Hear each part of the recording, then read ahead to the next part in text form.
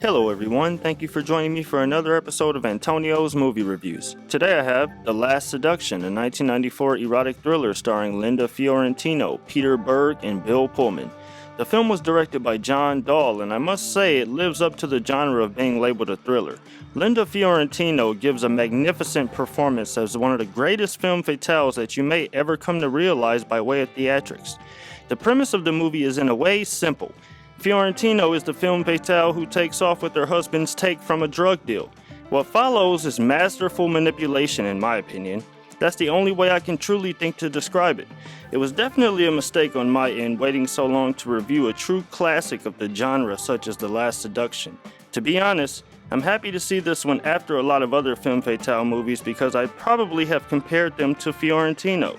She is definitely the archetype of a femme fatale in my opinion. I know some people may point to this movie being released in 1994 and say that Fiorentino had to have received inspiration from Sharon Stone with Basic Instinct coming out years before Last Seduction. But Wendy Croy does not remind me of Catherine Trammell as much as Rebecca Romaine did in the movie Femme Fatale from 2002. Fiorentino definitely comes off more unorthodox in her deception in my opinion. Unfortunately, in 1994, this movie was released straight to television, disqualifying it for the Oscars. I honestly believe if not for that move, Fiorentino would definitely have had a different career.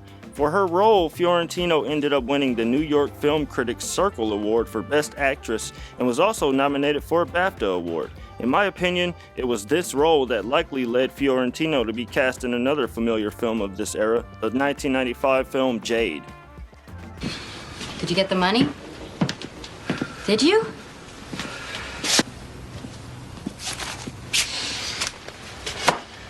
You walked the... You're an idiot. Hey! This is our penthouse. This is the key to the real city. This was a mistake. This is just to take care of us during my residence. Ooh. We have to put them somewhere. Oh, no, tomorrow, hey! The Last Seduction had such a cult following that the previously thoughtless Skinamax film ended up being placed in cinemas and later brought to DVD. I found myself just wondering if Fiorentino would let up at some point with her evil, but she did not at all. She was so bold and brash that I almost expected the worst for her in a few of the scenes, especially the ones with Bill Nunn, who was also a pleasure to watch in this movie. For the film to be labeled an erotic thriller, I honestly hardly recall the erotic scenes because the movie was just too entertaining for me. Bill Pullman as Clay adds a lot for me also in the same way that Joey Pantoliano did in the movie Bound. Bill Pullman was of course a lot less intimidating for me, but I thought he was a lot better than Peter Berg. Peter Berg plays Mike, who is basically just another pawn in Fiorentino's game. He comes off as just too gullible for me. I mean, she really had his mind controlled. She was adept at a number of things, including mirror writing and just simply knowing how to obtain results. It's no wonder she's the manager of a call center. The movie could have shown her as a real estate agent, and it still would have shown her personality quite well also. She was extremely assertive, but knew how to let a man feel as if he was in control. I myself probably feel as if I would be a bit susceptible to that type of manipulation. In Fiorentino's defense though, had Bill Pullman not slapped her, she may not have run off. I mean, there was no leading up to that moment.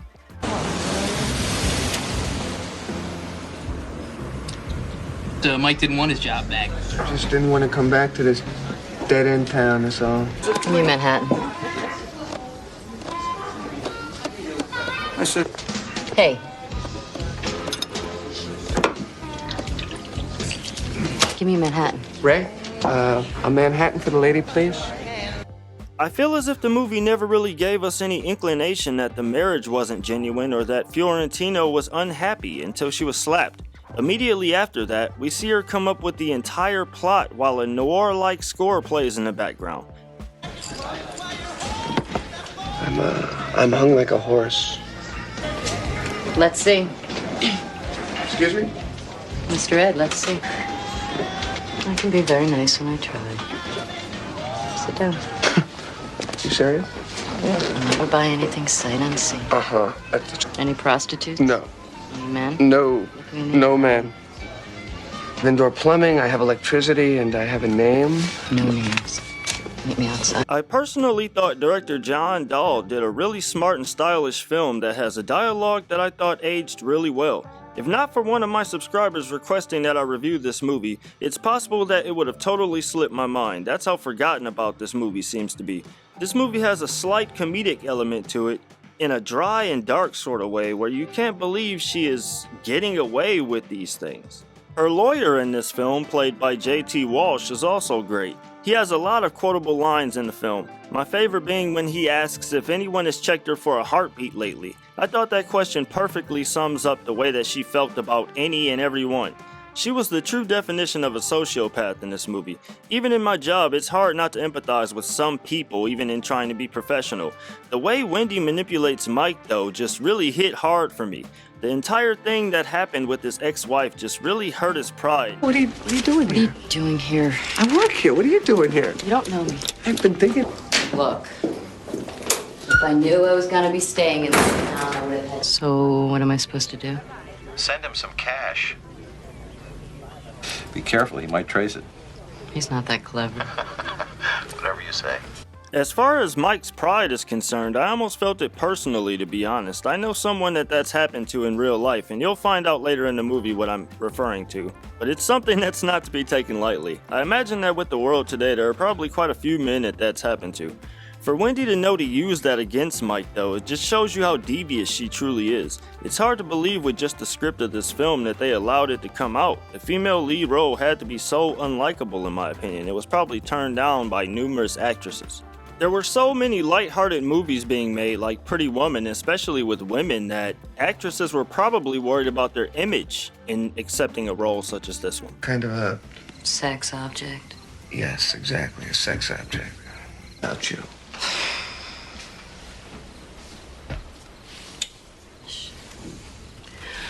Look, I like my privacy, okay? Hello? It's me. You are beautiful. Sweet. You qualify. You're a bitch. Here in 2021, I can't help but to have strong feelings for Fiorentino's emotional trickery, so I know this movie must have really been something when it was released in 1994. I'm actually excited to take a second look at the film without the thought of writing a review in my mind as to better conceptualize what it is that was so alluring about Wendy Croy and Linda Fiorentino herself for that matter. In studying where she has been cast after this movie, aside from Dogma and Men in Black, it appears that she has disappeared from spotlight relatively quickly. This movie didn't do fantastic at the box office, but it did end up on many critics' top in-year movie lists. Clay finds out Wendy Croy is New York. Backwards. The city. That's all she's thinking about. Hi. The credit report. Yeah, like what? He had 3 credit cards off. That- She was happy when he ended up that way. Uh-huh. He was cheating on her, and you could tell from a credit report. Even today, if you Google femme fatale or even erotic thriller, this movie will be in many top 10 lists. In many ways, Fiorentino can be seen as the heroine of this film, although she seems to be some sort of villain. The way she seemed to be in control was very enticing. I'm sure it may have even created some copycats after it was released due to how novel her character was in 1994. For this movie to also be somewhat of a crime thriller, I'm glad of the tempo, which in my opinion was quite fast and very entertaining. Look, I'm gonna go out for a while. You wanna spend the night here, that's fine. Talk to me. There. Wendy, maybe it's my quaint small-town morals, but I don't do murder. Mike, wait. Mike. What? It's almost as if there aren't any wasted scenes in the film. Sure, being made in 1994, the movie certainly has quite a bit of cheese to it in some scenes, but nothing outlandish. I really enjoyed these scenes with Bill Nunn. Wait until you see how she handles what happens with the police afterwards. It's just sort of a shame in a way. True what they say about white women? What's that? No ass? Show me. I'm driving. You go first. No, you go first. Okay, there. You happy? What the hell are you doing?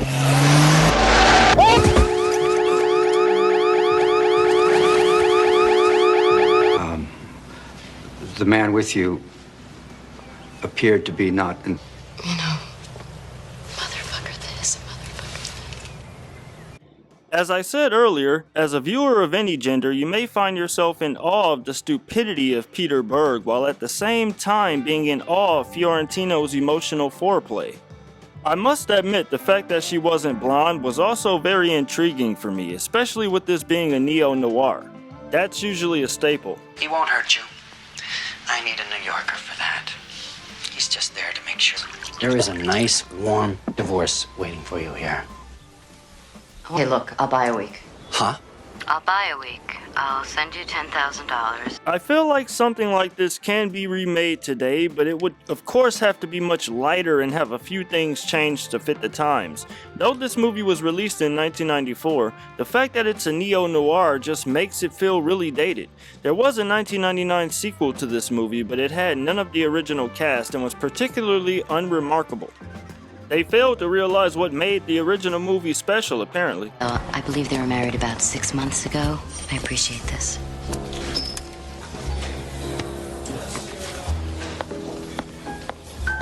Hi, I'm Jean Wilbur with the County Health Department. We spoke on the phone about the survey. Sure. Come on in. As someone who has never seen the movie Body Heat, which this is often compared to, I feel I have to see that movie to properly get the concept of where the female villain of this type originated. By type, I mean using sex as a weapon. You feel the same way, I'm sure you love you too. You know, Wendy, when you first keep treating me like some kind of 4-H experiment. Talk about it. I suppose I can't really knock Peter Berg too hard because this was his role. He was a small town guy absolutely smitten by this New York City woman. This entire story just felt really genuine to me, as it easily happens in real life every day. Even when you read Linda Fiorentino's Wikipedia, there's some story at the bottom about how in real life she ended up sort of doing this to someone. I guess she stayed in character.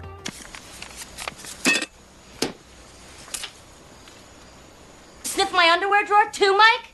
You think you know everything now, don't you? Well, you don't. For people like that. It's called besting. Get out. It's hard to say whether or not this movie will appeal to younger audiences in 2021. I just don't really see people under, say, 25 years old entertained by this sort of style just because of the cinematography of this movie appearing so dated. Who knows though, I may be wrong, the younger audiences are also unpredictable nowadays. Dear Mike, I got a job at Interstate. Look, Trish. Settle in right afterwards. We put all this behind us, all right? Mm-hmm. So what made you change your mind? Hey.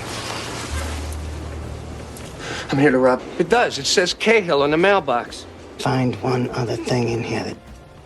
So you were gonna have me kill your husband? After the two try to double-cross Wendy, she pulls the unthinkable in a great twist that you probably would never have expected. This was just absolutely brutal to like spray some mace down your husband's throat. That was just brutal to me. It's a role play. You're the intruder. You kill my husband and you rape. You're lucky I don't kill you. You're lucky. Rape me, Mike. Go. What did you say?